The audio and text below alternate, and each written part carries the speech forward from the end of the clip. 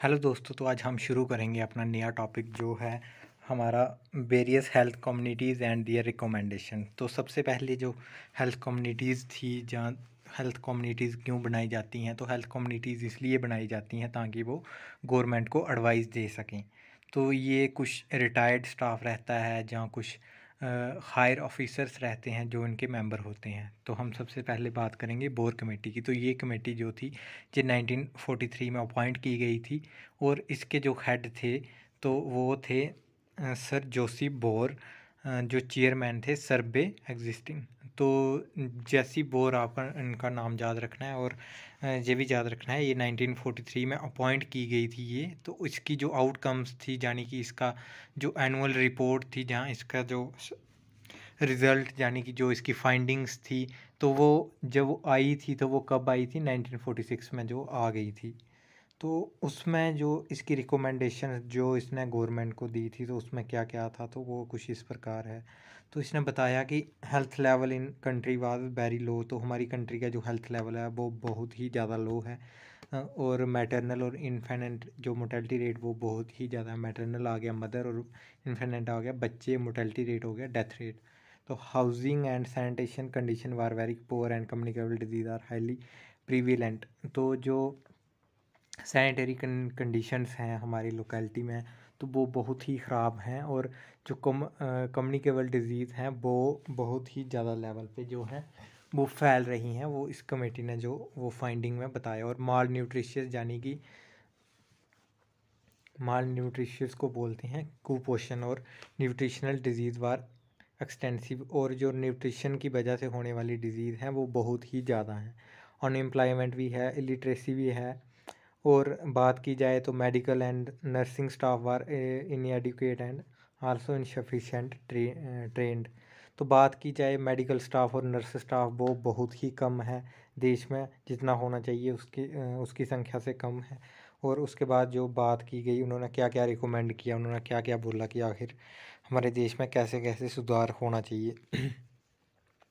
Everyone in country should be eligible to secure and educate health care. तो इन्होंने बताया कि हर व्यक्ति जो हमारे देश में रहता है उसको कम से कम जो बेसिक हेल्थ केयर सर्विसेज हैं वो तो मिलनी चाहिए, वो उनको सिक्योर करनी चाहिए, एडुकेट। तो health care should be provided as closer as to the beneficiaries all available to the according to their capacity to pay. और इन्होंने ये भी बोला कि बेनिफिशरीज यानी कि जो पेशेंट्स यानी कि जो पीपल्स हैं यानी कि लोग हैं, तो जितना हो सके उनके पास, मतलब उनके लोकेलिटी के पास में जो है वो हेल्थ सेंटर होना चाहिए, ताकि जो हेल्थ फैसिलिटीज़ हैं वो उनको आसानी से मिल सकें, वो उनके पास में होनी चाहिए। यानी कि हर एक विलेज के लेवल पे और टाउन में एक हेल्थ सेंटर होना चाहिए। और वहीं जो वो है वो मिनिमम अमाउंट में उनको हेल्थ फैसिलिटीज़ मिलनी चाहिए, कम से कम पैसे दे के उनको अच्छी हेल्थ फैसिलिटीज़ मिल जानी चाहिए। Health care should be provided more specially to. तो उन्होंने ये भी बोला कि जो हेल्थ केयर फैसिलिटीज़ है वो सबसे पहले किन किन किन को मिलनी चाहिए, मदर यानी कि माँ और उसके बच्चे को मिलनी चाहिए। जो वल्नरेबल ग्रुप्स होते हैं, जो कि मतलब बहुत ही नाजुक जो कि तबका होता है हमारी सोसाइटी में, तो वो बच्चा और माँ ही होते हैं।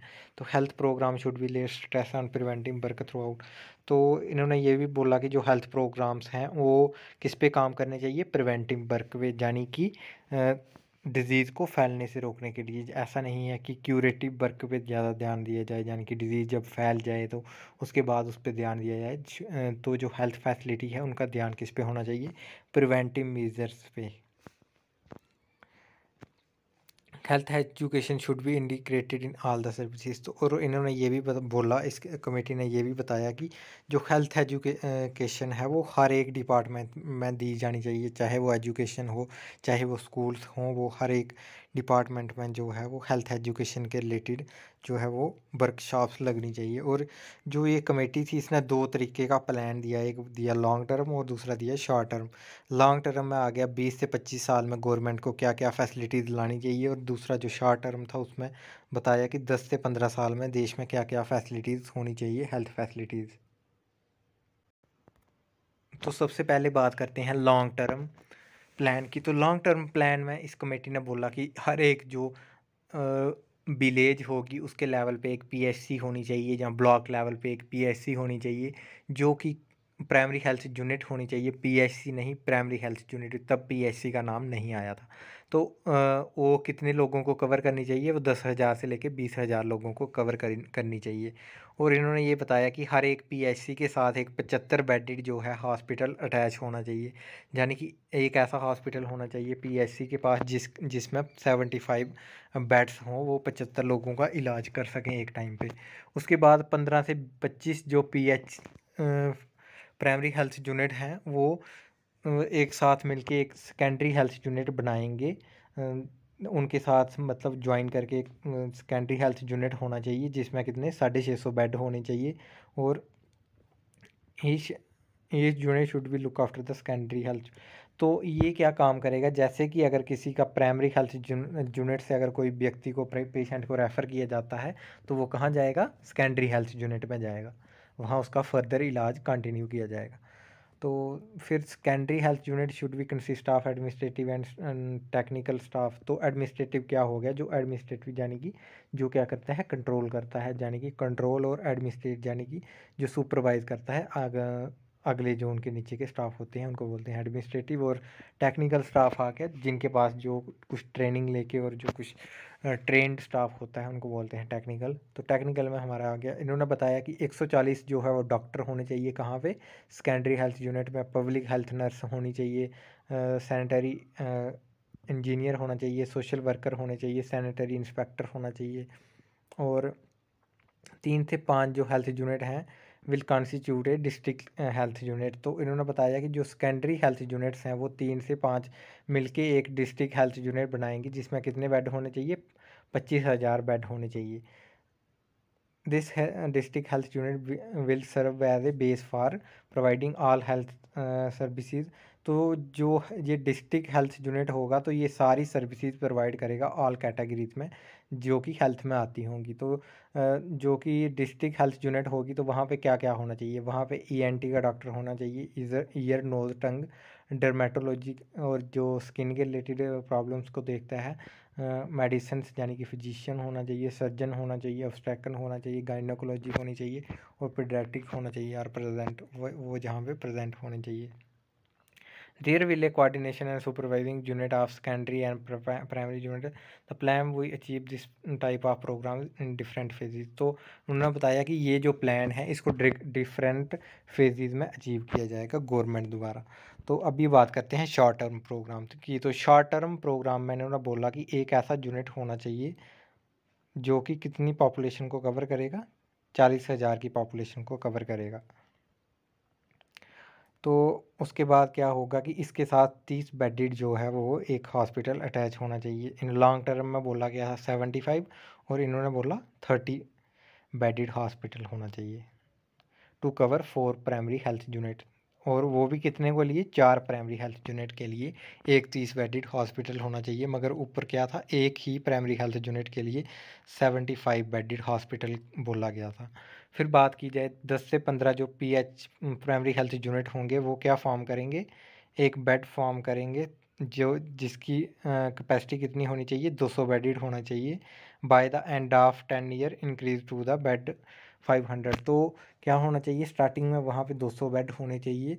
10 से 15 जो प्राइमरी हेल्थ यूनिट है उनको सर्व करने वाला एक जो यूनिट सेकेंडरी हेल्थ यूनिट होगा वहाँ पे 200 होने चाहिए पहले 2 सालों में, और उसके बाद 10 साल आते आते 500 बेड होने चाहिए। तो secondary health unit will contain a population of. तो जो सेकेंडरी हेल्थ यूनिट होगा वो कितने पॉपुलेशन को सर्व करेगा, 6 लाख की पॉपुलेशन को सर्व करेगा। और 3 से 5 जो सेकेंडरी हेल्थ यूनिट है वो क्या फॉर्म करेंगे, डिस्ट्रिक्ट हेल्थ यूनिट विद कितने बेड होंगे, उसमें 500 बेड होंगे। तो बेड जो रेशियो है वो स्टार्टिंग में क्या होगी, 1/5, मतलब कि 1.5 व्यक्ति 1.5 बेड कितने बंदों के लिए, 1000 बंदों के लिए। और ये कब तक होगा, 2 साल तक, मतलब 2 साल ख़त्म होते तक ये काम हो जाना चाहिए, ये ऐसा कमेटी ने बताया था।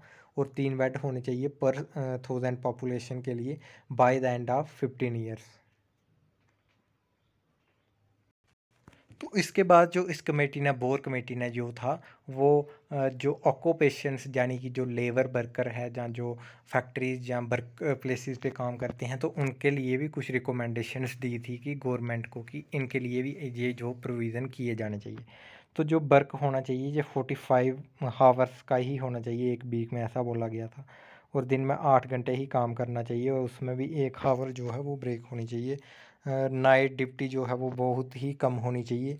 और पीरियाडिक इंस्पेक्शन, तो हर पीरियाडिक इंस्पेक्शन का मतलब हर कुछ टाइम पीरियड के बाद जो है वो क्या, वर्क प्लेस की इंस्पेक्शन होनी चाहिए। वहाँ पे देखा जाना चाहिए कि वो कोई डिज़ीज़ कार करने वाला एटमॉस्फेयर तो नहीं बन रहा है। जहाँ पे वो वर्कर काम कर रहे हैं उनका रेगुलर चेकअप होना चाहिए। बाकी उधर वेंटिलेशन होनी चाहिए, क्लीननेस होनी चाहिए, डस्ट गैस हेल्थ, लाइट होनी चाहिए, ड्रिंकिंग वाटर ये सब होना चाहिए। एक्सीडेंटल प्रिवेंशंस होनी चाहिए, जैसे कि ग्लव्स हो गए, गॉगल्स हो गए और हेलमेट्स वगैरह का यूज़ किया जाना चाहिए। लाइट्स और वेंटिलेशन शुड बी एडिक्वेट, तो लाइट जो है वहाँ पे वर्क प्लेस पे होनी ज़रूरी है, क्योंकि लाइट से बहुत ज़्यादा जो बैक्टीरिया वायरस जो हैं वो क्या डेड हो जाते हैं। और ह्यूमिडिटी होनी चाहिए, तो और बाकी ये सब चीज़ें अवेलेबल होनी चाहिए। प्रोविज़न ऑफ वॉशिंग फैसिलिटी, तो हाथ धोने के लिए जगह होनी चाहिए, वाटर अवेलेबल होना चाहिए और जो ये सब फैसिलिटीज़ होनी चाहिए। एजुकेशन ऑफ वर्कर, तो वर्कर्स को जो है वो बेसिक एजुकेशन प्रोवाइड की जानी चाहिए उनके वर्क के रिलेटेड जो वो काम करने जा रहे हैं। बाकी हाउसिंग की बात आती है, तो हाउसिंग के लिए बताया गया अगर एक सिंगल व्यक्ति है तो उसको 10x12x10 का एक जो है वो क्या देना चाहिए रूम, और साथ में एक बरांडा होना चाहिए 8x8। अगर वो मैरिड है तो उसको 2 रूम दे देने चाहिए सेम जो स्पेस के होंगे 10x12x10 के। और kitchen toilet should be provided, तो किचन और टॉयलेट जो है वो भी होना चाहिए साथ में।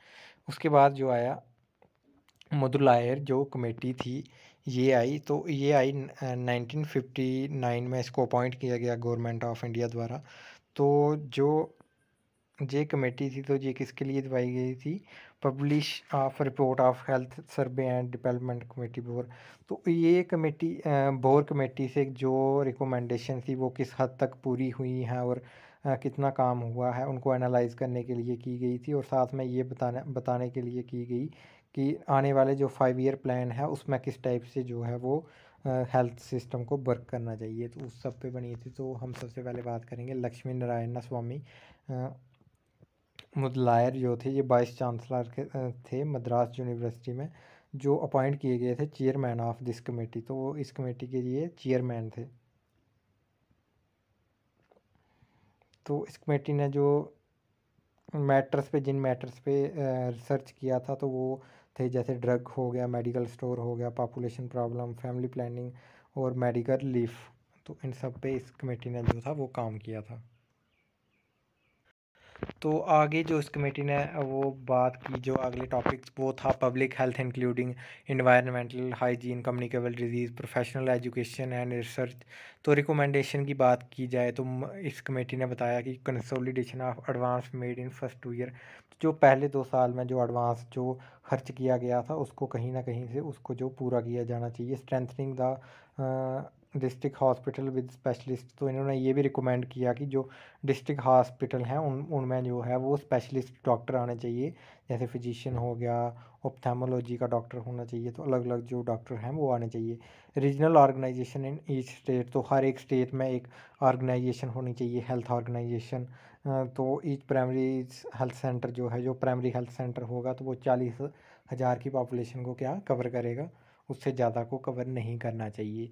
टू इम्प्रूव द हेल्थ का फैसिलिटी, तो हेल्थ फैसिलिटी को प्राइमरी हेल्थ सेंटर पे इम्प्रूव किया जाना चाहिए। तो जो मेडिकल और हेल्थ सर्विसेज है उनको इंटीग्रेट कर देना चाहिए किसके साथ, इंडियन एडमिनिस्ट्रेशन सर्विसेज यानी कि आईएएस के साथ।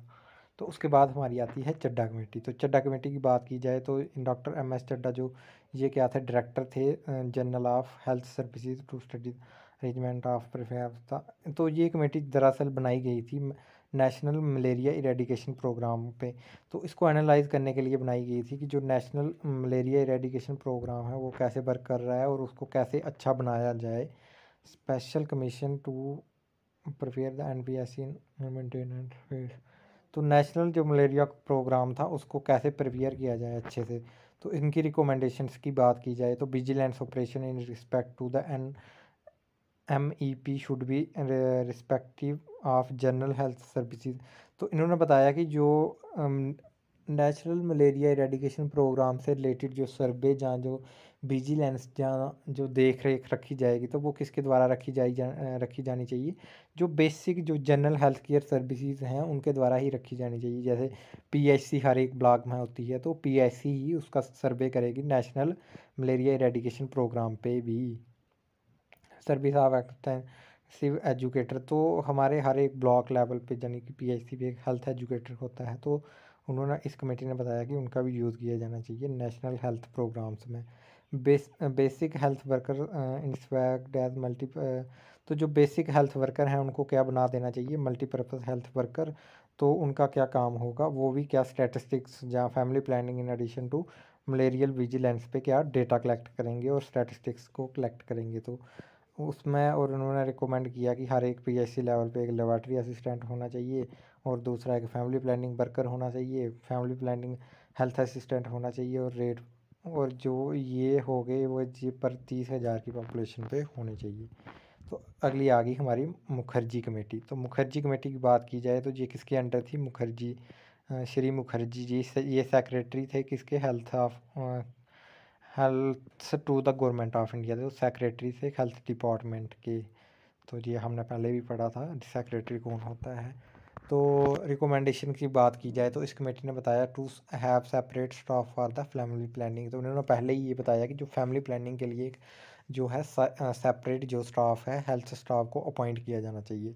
फिर उन्होंने बोला कि फैमिली प्लानिंग असिस्ट, तो ये जो मुखर्जी कमेटी थी ये बेसिकली किसके लिए थी? फैमिली प्लानिंग प्रोग्राम पे स्ट्रेटजी बनाने के लिए, प्लान बनाने के लिए बनाई गई थी कि फैमिली प्लानिंग प्रोग्राम को कैसे अच्छे से इम्प्लीमेंट किया जाना चाहिए। तो family planning assistant should be undertake family planning duty only. तो जो फैमिली प्लानिंग असिस्टेंट है वो सिर्फ फैमिली प्लानिंग की ही ड्यूटी करेंगे और कोई ड्यूटी नहीं करेंगे। The basic health worker to be utilise for purpose other than the family planning. तो जो बेसिक हेल्थ वर्कर हैं उनको यूज़ किया जाना चाहिए किसके लिए?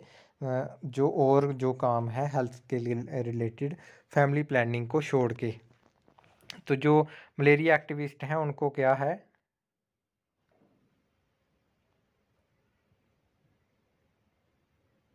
तो जो मलेरिया से रिलेटेड एक्टिविटी में फैमिली प्लानिंग वर्कर हैं उनको उधर से डीलिंक किया जाना चाहिए, और उनका सिर्फ काम क्या होना चाहिए? फैमिली प्लानिंग के रिलेटेड डेटा को कलेक्ट करना।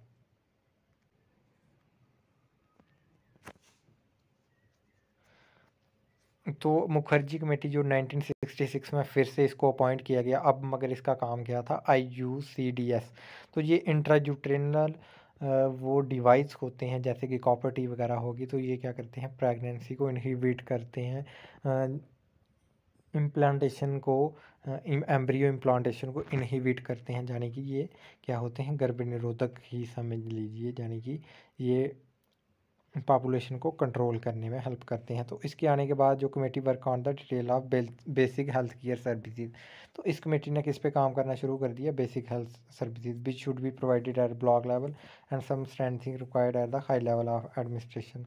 तो इसकी जो इस कमेटी की जो रिकमेंडेशंस थी, तो उन्होंने सबसे पहले तो ये बताया कि जो मोटिवेट करना है पॉपुलेशन को इन डिवाइस के प्रति, IUCDS के प्रति, कि वो उनका यूज़ करना शुरू करें, और जो इसके लिए पार्ट टाइम काम करेगा उनको ऑनरिज्म देना चाहिए। ऑनरिज्म यानी कि कुछ इनाम देना चाहिए जो लोगों को मोटिवेट करेंगे इन सब के लिए। तो उसके बाद जो था एजुकेटर लीडर होने चाहिए ब्लॉक डिस्ट्रिक्ट लेवल पे। तो इनको क्या है? ऑनरिज्म देना चाहिए 600 रुपया का, पूरे एक साल में 600 रुपया देना चाहिए इस काम के लिए। तो one extra post of LHB should be created and so that the one LHB, तो ये हो गया लोकल हेल्थ विजिटर जो है वो होना चाहिए, उनकी जो है पोस्टें क्रिएट की जानी चाहिए, और ये इनकी अवेलेबिलिटी होनी चाहिए पर 40,000 की पॉपुलेशन पे एक LHB होना चाहिए।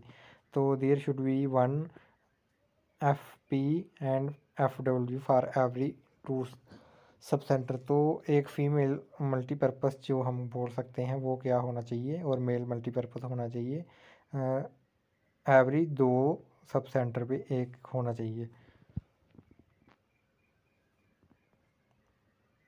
तो इन्होंने जो काम किया, इन्होंने किया बेसिक हेल्थ सर्विसेज प्रोवाइड की जानी चाहिए ब्लॉक लेवल पे। अभी आ गई जुगलवाला कमेटी। तो जुगलवाला कमेटी की बात करते हैं।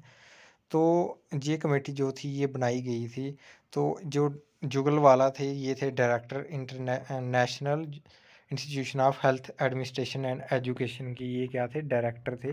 तो ये न्यू दिल्ली में काम करते थे, तो इनको अपॉइंट किया गया था इसका चेयरमैन इस कमेटी का। तो इस कमेटी का काम क्या था, प्रॉब्लम्स जो कि डॉक्टर्स फेस करते हैं ड्यूरिंग द सर्विसेज उस पे काम करने का। तो इस कमेटी का और भी नाम था, जो इसको बोलते थे committee on integration of health services. तो इसकी रिकमेंडेशंस क्या थी, तो बात की जाए तो यूनिफाइड कैडर। तो ये बोलते थे कि जो एक डॉक्टर है वो एक ही स्पेसिफिक एरिया पे काम करेगा।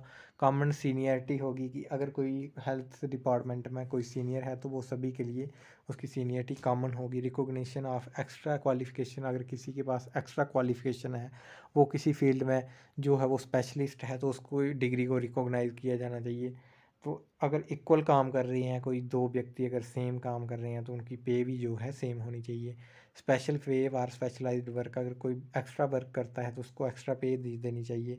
No private practice and grow good service condition, तो जो प्राइवेट प्रैक्टिस जो है डॉक्टर वो करते हैं वो नहीं होनी चाहिए, और जो है गुड सर्विस कंडीशन होनी चाहिए। जहाँ पे वो वर्क प्लेस पे जहाँ पे डॉक्टर काम करते हैं उस प्लेस की कंडीशन अच्छी होनी चाहिए। करतार सिंह कमेटी की बात आ गई, तो करतार सिंह कमेटी जो है अपॉइंट की गई थी 1972, known as the committee on multipurpose health worker. तो ये जो थी ये कमेटी किसके लिए बनाई गई थी, तो ये बताई गई थी multipurpose worker under health and family planning under the chairmanship of Kartar Singh. तो ये एडिशनल सेक्रेटरी थे ministry of health and family planning में, गवर्नमेंट ऑफ इंडिया में। कौन, करतार सिंह। तो इन्होंने बताया कि जो ऑक्सिलरी नर्स होगी मिडवाइफरी, तो इनको किसके साथ रिप्लेस कर देना चाहिए, फीमेल हेल्थ वर्कर्स के साथ। और वहीं अगर बात की जाए health worker, malaria surveillance worker and vaccinator, तो इनको किसके साथ रिप्लेस कर देना चाहिए, तो इनको जो है वो हेल्थ एजुकेटर असिस्टेंट और फैमिली प्लानिंग के साथ मेल वर्कर को क्या कर देना चाहिए, रिप्लेस कर देना चाहिए। उनकी जगह किसको रख लेना चाहिए, मेल हेल्थ वर्कर्स को। वहीं अगर बात की जाए तो वो उससे पहले क्या होता था कि मलेरिया के लिए अलग से असिस्टेंट रखा होता था और फैमिली प्लानिंग के लिए अलग से। तो इस कमेटी ने बताया कि इन सभी कामों के लिए एक ही जो मल्टीपर्पज़ हेल्थ वर्कर्स हैं उनको रखा जाना चाहिए, बस इतना ही था। The programme has to be introduced in area where the malaria is in maintenance phase and smallpox has been controlled and later to other area. ये प्रोग्राम कहाँ पे शुरू किया जाना चाहिए, जहाँ पे पहले मलेरिया अंडर कंट्रोल हो चुका है और वहाँ पे स्मॉल पॉक्स हो रही है, तो फिर उसके बाद वो ये अगले एरिया में ले जाना चाहिए इस प्लान को। तो एक पीएचसी कितनी पॉपुलेशन के लिए होना चाहिए, 50,000 की पॉपुलेशन के लिए होना चाहिए। जिस किस कमेटी ने बोला था, करतार सिंह कमेटी ने बोला था। और PHC should be divided into 16 सब सेंटर। तो एक पीएचसी के नीचे कितने सेंटर होने चाहिए, सब सेंटर होना चाहिए, 16 होने चाहिए। तो एक जो सेंटर है वो कितनी पॉपुलेशन को कवर करेगा, वो 3,000 से 3,500 पॉपुलेशन को कवर करेगा। Each sub centre to be staffed by male and female health worker. तो हर एक सब सेंटर में एक मेल और एक फीमेल हेल्थ वर्कर होना चाहिए। तो जो 3 से 4 जो मेल हेल्थ वर्कर हैं उनको सुपरवाइज करने के लिए एक अलग से जो है वर्कर होना चाहिए, सुपरवाइज़र होना चाहिए। वहीं बात की जाए फीमेल वर्कर की, तो 4 को सुपरवाइज़ करने के लिए एक सुपरवाइज़र होना चाहिए।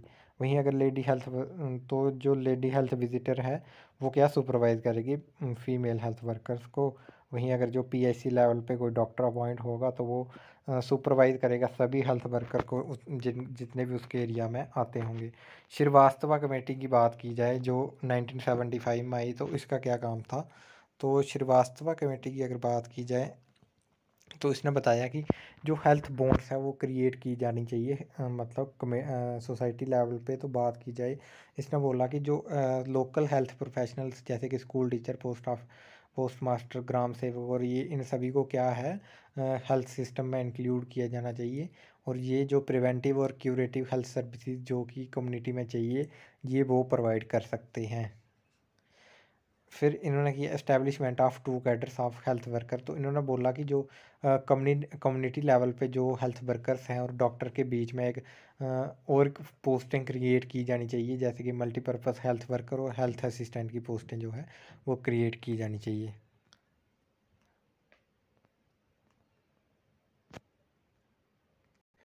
नेक्स्ट जो पॉइंट इसने सुजेस्ट किया वो किया रेफरल सर्विसेज कम्प्लेक्स। तो इसने बताया कि जो है पीएचसी लेवल पे इतना अच्छा सिस्टम होना चाहिए कि जो भी अगर किसी प्राइमरी हेल्थ सेंटर जो भी किसी सब सेंटर से रेफ़र किया जाए तो उसको अच्छे से सर्विस प्रोवाइड की जानी चाहिए।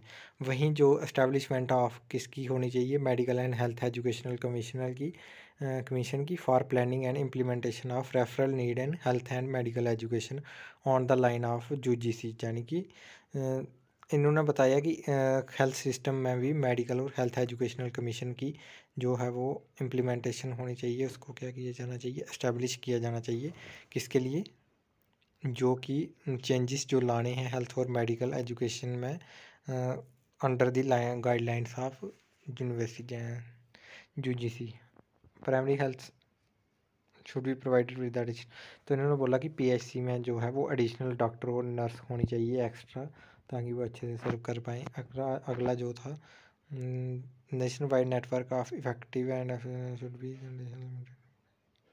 तो इन्होंने बोला कि हेल्थ सिस्टम का जो पोटेंशियल है वो लिमिटेशंस हैं उनको अब बढ़ाया जाना चाहिए, ताकि जो पूरे नेशन की हेल्थ फैसिलिटीज़ हैं वो अच्छी हो सके। तो रूरल हेल्थ स्कीम की बात की जाए तो वो इसका एक अच्छा रिज़ल्ट था जिसको लागू किया गया था गवर्नमेंट द्वारा। तो रूरल हेल्थ स्कीम में क्या था, जो ट्रेनिंग थी वो कम्युनिटी हेल्थ वर्कर्स को दी गई, reorientation of medical education to the needs of rural people by involving the medical colleges in the total health care of selected PHC. तो जो मेडिकल कॉलेजेस थे उनको क्या इंटीग्रेट किया गया, किसके साथ, पीएचसी के साथ। Reorientation of training of multipurpose health worker की जो ट्रेनिंग है वो उनकी करवाई गई। नेक्स्ट और हमारा लास्ट आ गया बजाज कमेटी। तो इसको कब अपॉइंट किया गया था, 1986 में। तो ये क्यों अपॉइंट की गई थी, तो सबसे पहले इस पे बात की जाएगी। तो ministry of health and family वेयर Government of India following the adoption of national policy on education. तो जो नेशनल पॉलिसी ऑफ एजुकेशन थी 1986 में आई थी, set up A committee on health man power planning and protection and management 1985। तो जो national policy of education पे आई थी तो उसको इम्प्लीमेंट करने की बात की गई हेल्थ सर्विसेज में और हेल्थ एजुकेशन में। तो उसके लिए ये कमेटी का फ्रेम किया गया था। तो इस कमेटी के अकॉर्डिंग जो रिकमेंडेशंस थी तो वो क्या क्या थी, to formulate the national policy on education in health services. तो नेशनल जो पॉलिसी है एजुकेशन की वो हेल्थ सर्विसेज में भी ये बनाई जानी चाहिए, तो इसने बताया था। Prepare the curriculum for the school teachers will be constitute like hostile approach including social, moral, health and physical education. तो जो इन्होंने बताया कि जो हेल्थ एजुकेशन है उसका करिकुलम जो है वो स्कूल टीचर्स के लिए भी बनाया जाना चाहिए, जिसमें क्या क्या इंक्लूड होगा, social, moral, health and physical education involve की जाएगी। Health services statistics increase needs to be improve in quality. तो जो हेल्थ सर्विसेज की स्टैटिस्टिक्स होती हैं, डाटा होता है, चार्ट्स होते हैं, तो उनको इम्प्रूव किया जाना चाहिए। बाकी इसने ये भी रिकमेंड किया कि जो हमारा इंडियन हेल्थ सिस्टम है मेडिसिन का, जैसे होम्योपैथी होगी, तो उसको भी यूज़ किया जाना चाहिए नेशनल हेल्थ प्रोग्राम्स में। Continue the educational programme for health personnel. तो जो हेल्थ पर्सनल्स यानी कि जो हेल्थ सर्विसेज कर रहे हैं, यानी कि जो हेल्थ वर्कर्स हैं, उनके लिए जो है वो एजुकेशनल प्रोग्राम्स जो है उनको कंटिन्यू किया जाना चाहिए। तो health man power requirements for nursing personal.